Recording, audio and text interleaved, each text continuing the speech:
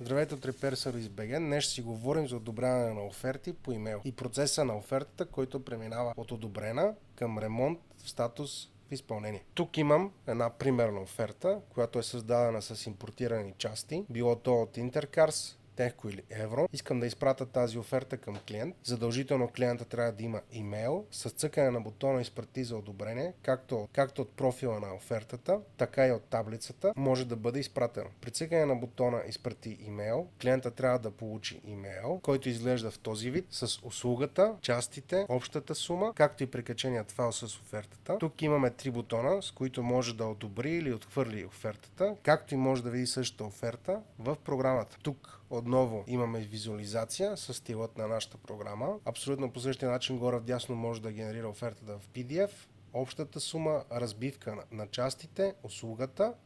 Може да откаже оферта, може да одобри оферта. В нашия случай ние ще одобрим офертата, потвърждаваме, че офертата е одобрена, връщаме се в платформата, виждаме, че офертата е приета. Щом една оферта е приета, тя е преминала в ремонт със статус не започнат.